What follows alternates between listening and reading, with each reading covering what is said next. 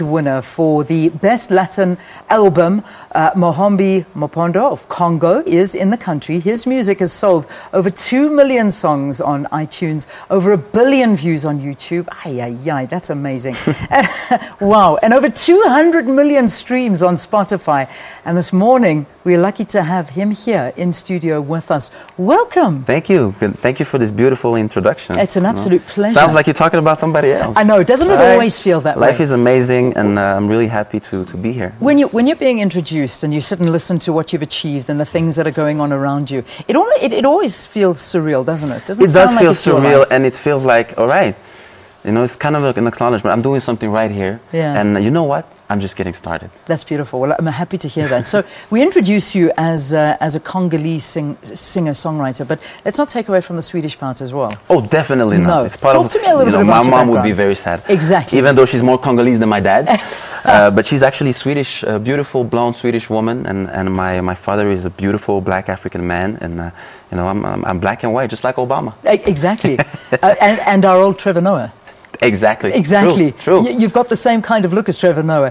Thank you. Were you upset that he wasn't there on Saturday night? It would have been a good thing to meet him and to kind of hang out, because that's what this weekend was about, hanging out. The whole African industry under one same roof gave me this sense of unity that was very strong.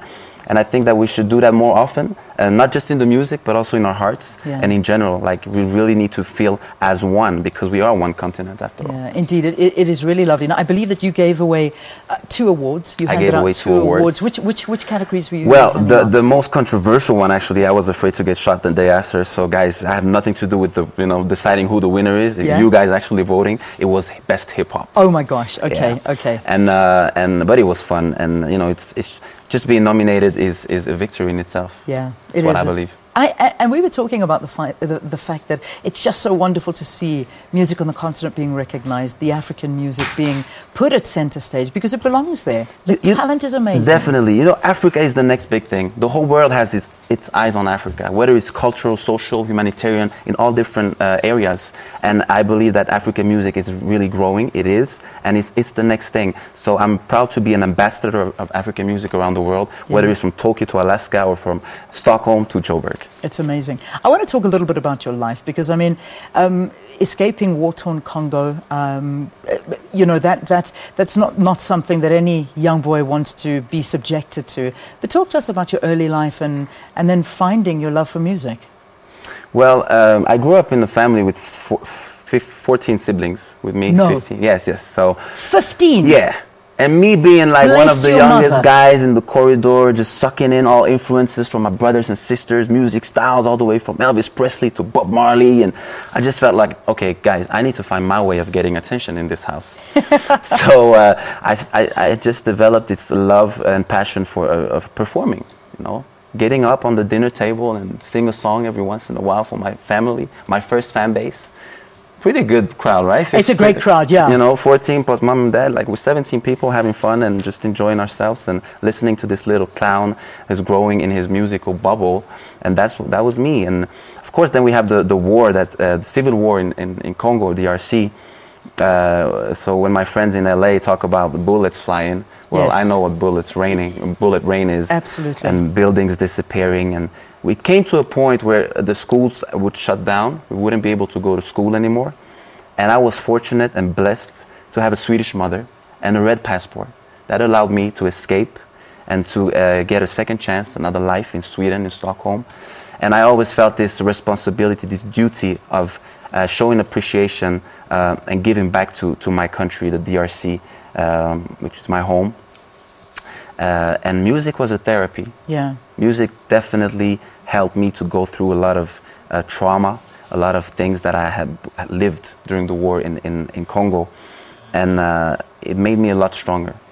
That's amazing. Still a therapy today. Yeah. Definitely. Yeah. And I use music as a tool to express a message, because I believe that Africa, apart from the fact that it has gone through a lot of wars and miseries and conflicts, is the capital of joy of life. And what better way to express it than to sing a positive song with a positive message, which I'm going to do for you today, alongside with my protege, Lumino, who's in town with me. He grew up also here he grew up here in Cape Town. Oh, really? Actually. In Yes, Cape Town, fantastic. Cape Town, and I'm developing his music because I believe in transferring my experience. That's amazing. What was it like for you to win a Grammy? I mean, walking away with the award of the winner for Best Latin Album. I mean, that's a big category. Well, first of all, to be able to be part of Pitbull's album and project, and to be able to be involved in the songwriting process, the production process, was just an amazing thing. And this is not just a Grammy for me, this is as a team,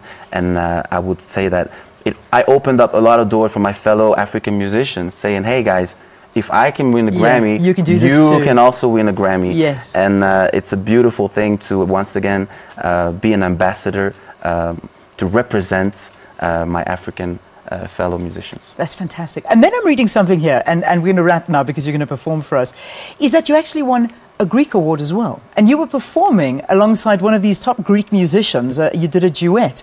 Do you sing in Greek?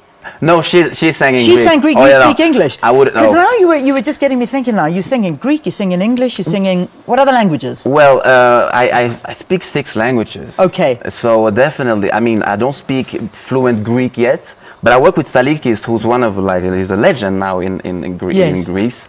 And I did the ole and the opa on the song, so it does count, right? It does count. Let's add that to your languages. Yes. Seven languages without a doubt. I cannot wait to hear from you. What a pleasure to have you here in studio. Likewise, thank you. Here visiting us in studio is the award-winning artist Mohombi. He's from Congo. He's a Swedish-Congo musician, and he's here, and he's going to be performing for us. Can I tell you something, ladies? This man smells divine. I don't want to let him out the studio. I don't know what aftershave he's wearing, but I'm going to lock you in the studio forever. All right, let's take a break. We'll see you after this. I have no idea what it is, but it's divine. You stay in here forever.